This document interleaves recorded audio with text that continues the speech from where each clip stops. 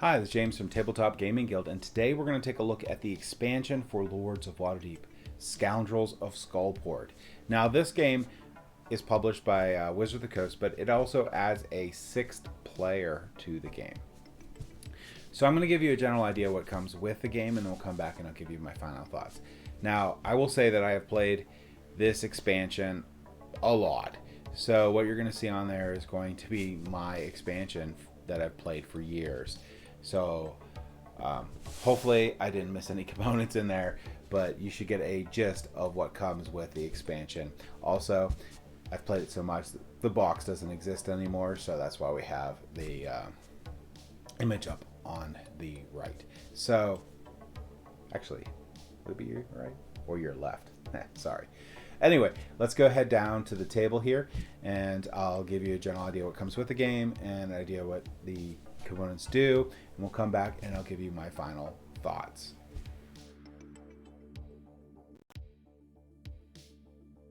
Okay, so this is basically what you're going to get with the expansion Scoundrels of Skullport.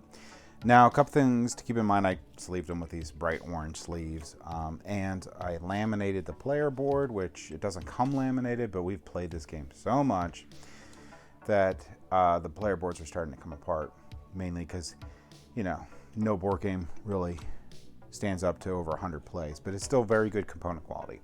But I did end up laminating it. You don't get those laminated, and it doesn't come with sleeves, which is fine.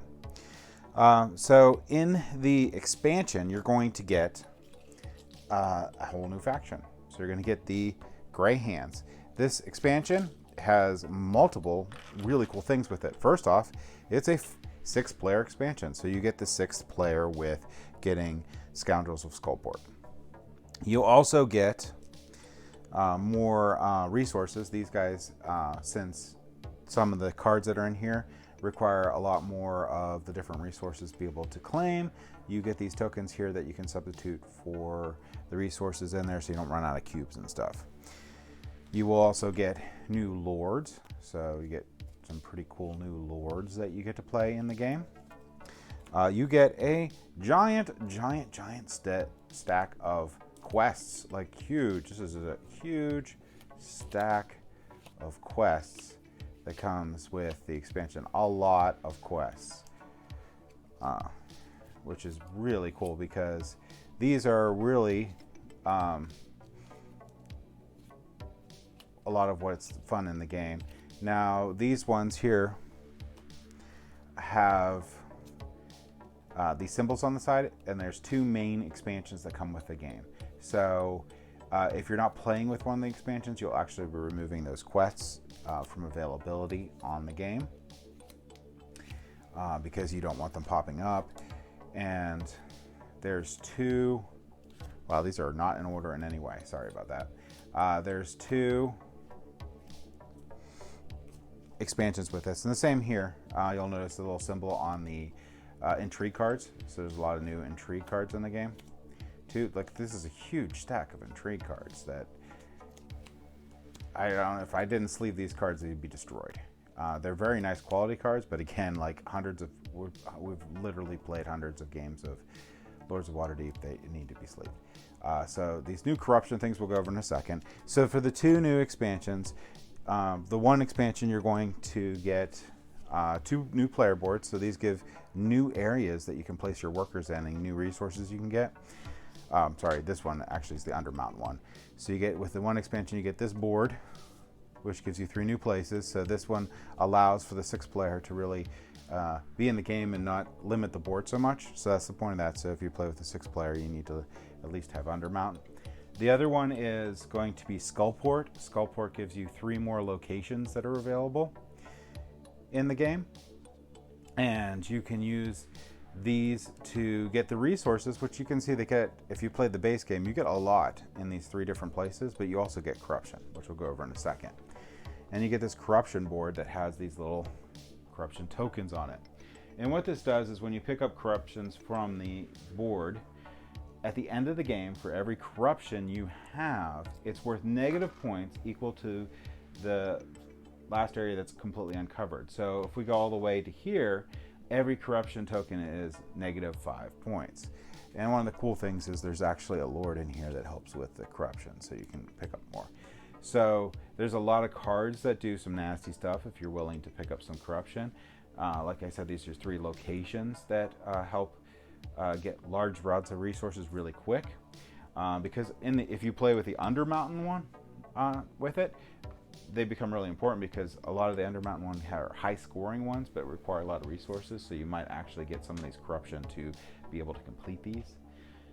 And the game also comes with a huge stack of buildings, giant stack of buildings. And again, these buildings also, actually these are the base game buildings, but you do get a huge, here they go. You do get a huge stack of buildings, and they also have the symbol down in here.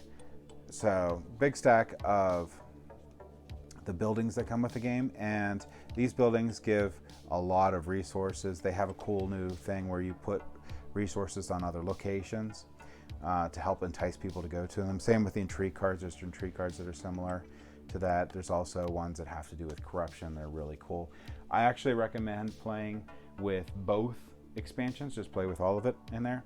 And I also think this is a must-have expansion. So basically, once we started playing with these 2 expansions in the base game, we never got rid of them. They just stayed in that forever. So that's basically what you get with Scoundrels of Skullport.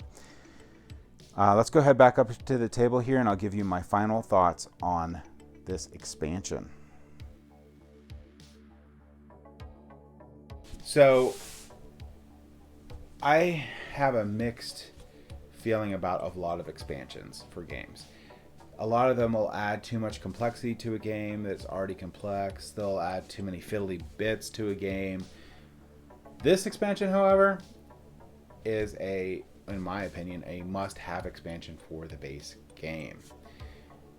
I use the whole thing all the time, so I know it says it has 2 different expansions in the box. I use them all the time. The corruption is an awesome mechanism that helps propel you forward. It gives an extra layer of player interaction because if you see a person grabbing a lot of corruption, you might want to start getting a little bit of corruption so that you make that harder on them and make it more of a desperate thing for them to get rid of those corruption because they don't want so many negative points at the end of the game. So it's sort of in a way doing an attack card because with them being worth so losing so many points for them, they're going to spend actions or dig through the intrigue deck to try to, or get certain quests to try to get rid of those corruption. So in a way, you're sabotaging them by doing that. Also, it's very tempting to get those corruptions because you can finish the bigger quests faster and get more points and think about like maybe getting rid of those corruptions later on. So great add-on for the game. It works seamlessly with it. It was meant to be there the whole time. The 6 player on there is fine. The game works fine with 6 players. However, you definitely want to have those extra player boards out there with the 6 players. That's why I play with both of those player boards. Gives a lot more options to go out there. Really, the Undermount ones, really the only safe ones on there. The Skullport ones with the corruption and stuff are nice, but you know, sometimes you want to avoid those. And you can do funny things like if you fill up the board in the first round or so and people use those intrigue cards and stuff and they have to place their meeple out again, you can sort of force them into taking corruption, which is fun. But overall, and like with the other expansion with a large quest with large points, that's a lot of fun too, to be able to put on all those resources and get huge points back. So overall, amazing expansion. I think that it is actually a expansion that is essential for the board game. Not that the base board game is bad at all, but it just makes it even better. So that is my final thoughts on Scoundrels of Skullport expansion for Lords of Waterdeep. Thank you for watching.